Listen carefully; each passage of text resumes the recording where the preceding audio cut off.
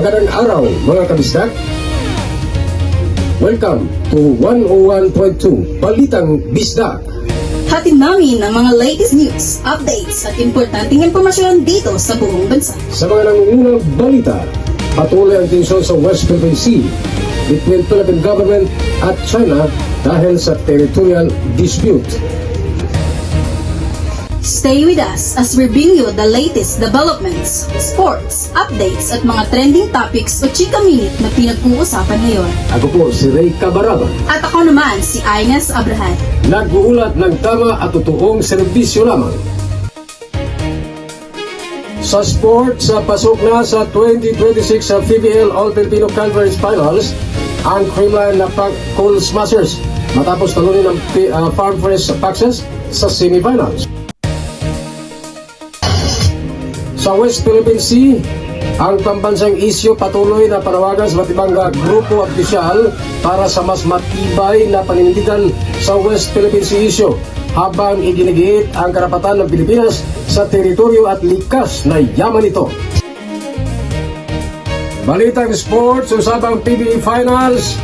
Makakasama natin ang ating reporter dyan sa Binyo Live, Miss Elizabeth Cuevas. Yesterday, pasok na ang Creamline Cool Smashers sa 2026 PBL All-Filipino Finals. Kasama natin ngayon si Coach Mark. Coach Mark, congrats! Kumusta ang team? Unang-una, nagpapasalamat ako sa Panginoon na binigay niya sa amin ang larong ito. Nalampasan namin ang semifinals. At pangalawa, nagpapasalamat ako sa team ko na ginawa nila ang lahat. Nakita ko ang teamwork at pinapanalo nila ang game na to na makaabot kami sa finals. Coach Mark, ano ba ang maaasahan ng fans sa finals? Sa finals na game, mas full effort kami. Ilalabas namin lahat ng galawan nila, kakayahan nila para makamit namin ang championship this year.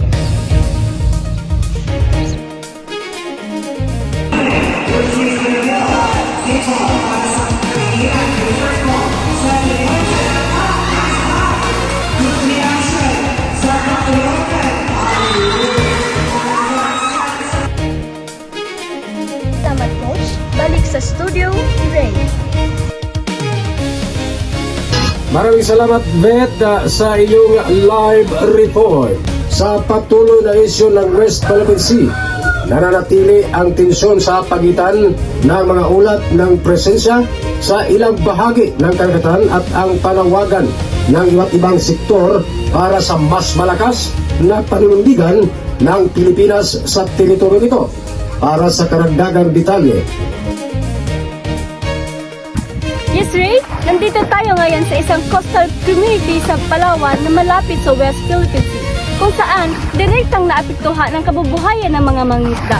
Makausap natin ang ilang mangingisda, kanilang pamilya at mga residente nagbahagi sa kanilang karanasan sa loobin nito. Si Mang Leto, isang mangingisda at ang kanyang pamilya. Mang Leto, paano po kayo naapektuhan sa patuloy na pangyayari? Para sa akin, malaki po ang epekto nito dahil hindi na kami magkapaglaot ng ibang fishing area at bumaba ang aming kita, kaya nahihirapan ang pamilya. Araw-araw po namin ramdam ang paghihirap dahil dito lang po kami umaasa sa pangingisda. Narito naman ang opinyon ng ilang residente sa tungkol sa issue. Narito naman ang opinyon ng ilang residente tungkol sa issue. Para sa akin, dapat may mapayapa na solusyon pero hindi dapat natin balewalain ang ating bansa. Importante na may malinaw na proteksyon ang mga mangingisda na apektado araw-araw. Dapat ipaliwanag nila ang tunay na pangyayari para mas maintindihan ng lahat. Kailangan ng mga Pilipino ang pagkakaisa para lumakas ang ating paninindigan. Sa sana magkaroon ng mas mabilis na aksyon ang mga gobyerno para sa seguridad ng coastal community. Mas mainam pa rin ang mapayapang paraan para mas maiwasan ang malalang tensyon.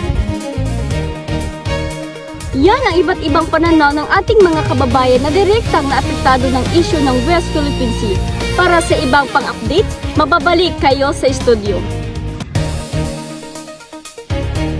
Maraming pong salamat, Ms. Lindy Orcao, sa iyong live report.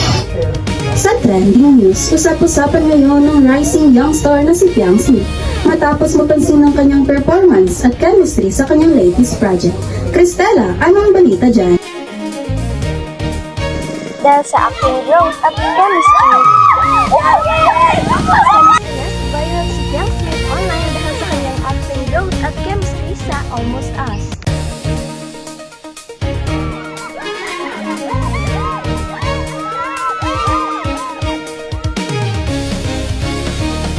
Malakas yung chemistry nila on screen. Kaya nga marami lang sumusuporta na fans. Tinatawag nga siya ng iba na Piang Love Team. Para sa akin, very promising si Piang. Kita mo yung improvement niya sa acting at natural lang talaga siya on screen. Naman, inaabangan ang next project nila. Balik sa'yo, Inis.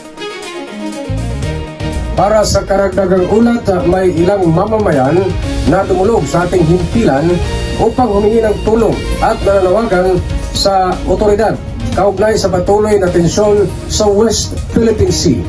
Narito ang kanilang panawagan mula mismo sa ating istasyon. Sir, Ma'am, andito po kami ngayon sa inyong istasyon para iparating ang aming panawagan. Nais po naming humingi ng tulong at malinaw na contingency plan para sa mga apektadong mangingisda at pamilya dahil sa patuloy na tensyon sa West Philippine Sea. Sana po ay magbigyan kami ng agarang aksyon at suporta. Mahirap po ang sitwasyon namin lalo na sa kabuhayan ng aming pamilya. Hiling po namin ang kapayapaan, protection para sa lahat ng mangingisda. Sana po kami ay hindi pabayaan. Umaasa po kami na mapakinggan kami ng mas mataas na opisyal at magkaroon ng konkretong plano para sa aming kaligtasan at hanap buhay. Ang panawagan ng ating mga kababayan ay malinaw na hinihiling nila ang mga agarang aksyon at suporta mula sa ating mga kinauukulan. Kasabay nito, ang pagbuo ng malinaw na contingency plan ay mahalaga upang matugunan ang epekto ng tensyon sa West Philippine Sea. Maraming salamat at manatiling nakaantabay sa 101.2 Balitang Bisda. Para sa ating ASEAN analysis, makakasama natin ang mga spokesperson mula sa iba't ibang bansa upang ibahagi ang kanilang pananaw sa isyu ng West Philippine Sea. Ang umaga bilang isang spokesperson ng bansang Pilipinas, hangad namin na maipaglaban ang aming soberanya sa West Philippine Sea sa mapayapang paraan at mapanatili ang paggalang sa international law. At maraming salamat po. Sawadee ka, Tong Kao! Bilang isang spokesperson sa bansang Thailand, hangad namin na maisolba ang alitan sa pamamagitan ng dialogue at diplomatic upang mapanatili ang kapayapaan sa rehiyon. Kopong ka! Bilang isang spokesperson sa bansang Indonesia, hangad namin na mapanatili ang peace and stability sa maritime region sa pamamagitan ng rules-based international order. Terima kasih. Good morning! Bilang isang spokesperson ng bansang Singapore, hangad namin na manaig ang international law at cooperation upang mapanatili ang kapayapaan at seguridad sa ASEAN. Thank you. Ang mga pahayag mula sa iba't ibang bansa ay nagpapakita ng isang hangarin, ang kapayapaan, pagkakaisa at respeto sa batas internasyonal sa rehiyon. Yes, Cassie. Nandito tayo ngayon sa exact location sa West Philippine Sea kung saan naganap ang insidente. Ayon sa mga mangingisda, bigla na lamang silang hinarang at binugahan ng tubig habang sila ay nangingisda sa lugar na matagal na nilang kabuhayan. So ngayon, nananawagan ang mga mangingisda na agarang tulong at proteksyon mula sa mga kinauukulan upang maiwasan ang ganitong insidente sa hinaharap. At sa mga magagandang balita naman na ating naibaghagi ngayong araw, patunay ito na sa kabila ng mga hamon, tuloy pa rin ang buhay at pag-asa para sa ating bawat Pilipino. Kami po ay patuloy na maghahatid ng balitang may malasakit, katotohanan at serbisyo para sa inyo. Muli, ito ang 101.2 Balitang Bisdak. Ako si Rica Baraban. At ako naman si Ines Abraham. Maraming salamat mga kabisdak. Hanggang sa muli, manatiling ligtas at magkaisa tayo para sa maliwanag na bukas.